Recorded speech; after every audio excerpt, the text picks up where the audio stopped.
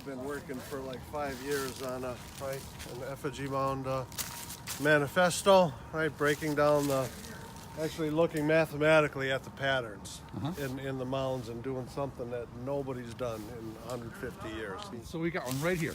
We've got one right here. So this is, it looks like there might be a paw here and a paw there, right? It's pointing towards the lake. There's more to the story than that, but and then I think Dan's got another one over here we should go take a look at. That's probably an effigy, and there might have been another one somewhere along here. And this is pretty low, right? So it's not really large. But some of what I'm going to talk about, right, is there's a thing of proportionalization, right, depending on how big the social group is. So like at the Nitschke site, you see really large mounds, which is telling you there's a decent size social group working there, like maybe 150 people even for a gathering in summer. They're seasonal. And this is probably going to be a smaller local group that's worshiping here and maybe using this even as a vision quest kind of site for solitary prayer. First rule of order, this is something that I've learned. Tobacco? Never go onto a mound site without giving some kind of offering to the spirits here. This was taught to me by Bill Quackovich, who's Ho-Chunk Tribal Historic Preservation Officer.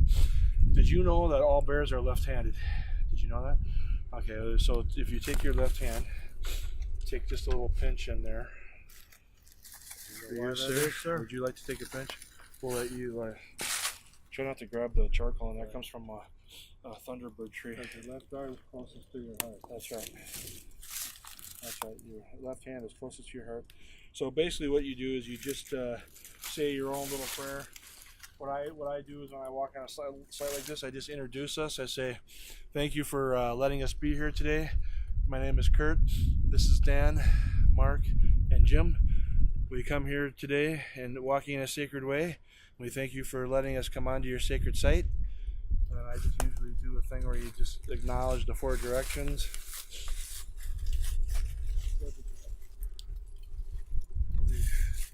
Come here today to check your site out. I want you to know that we're here to help preserve your site and make sure that your ancient culture is remembered and preserved for another 1,000 years. 1,000 years, that's our goal. That's what we're working on.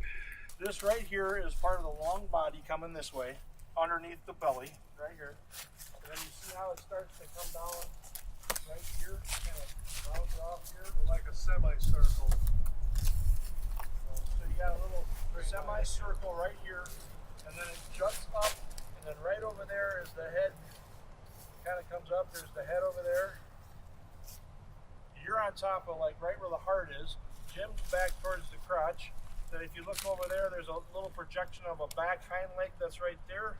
There's just a little bit of what I think looks like kind of like maybe a small tail. This doesn't look like one of like Crawford's quadrupeds, something like that. You know, this head comes up here. Here, I'll show you on the LiDAR now. So you look at the LiDAR. You have very discerning eyes. Okay. Hundreds of hours. Okay. See this little white speck here? Yeah. That's the back hind leg. Then the dark, that's the body. Then the head is right over there. And then there's a little, you see that right there? That white speck there is this back hind leg area. Then you got the body, little front leg right there. And then the head is right over there. So we're standing right on the back of it here.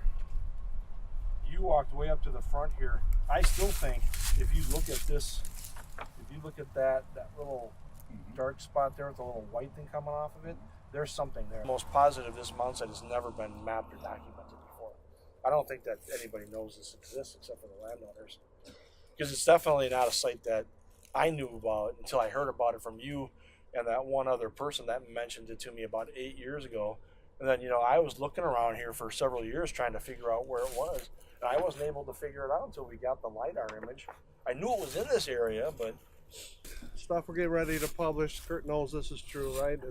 It's National Geographic caliber stuff. What we've got going on in southern Wisconsin here 1,000 years ago is core to human religiosity, and it's nowhere else in the world, right? Are people building burial mounds in the shape of animals, and we have thousands of them, right? And it's a Nowhere else in the cohesive world? culture. No.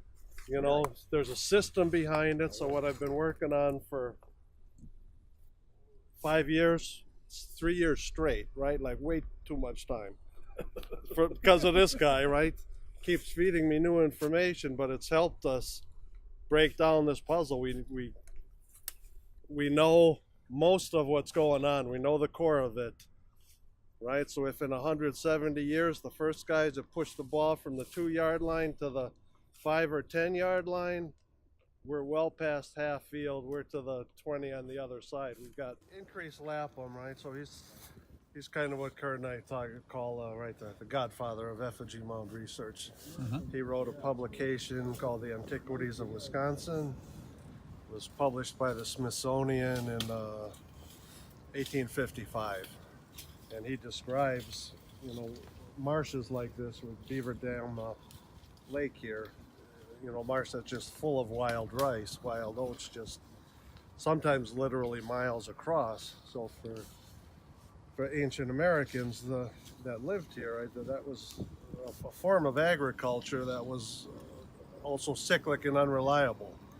You know, so you're doing things like praying for rain, praying for the right level of water, not to rain too early, for it to be warm and sunny towards late August into September so that the rice dries properly. And they had a natural and ecologically balanced system the way they harvested it. They didn't take it all, they let some fall, right, for seed for next year. Wild rice it's an annual crop.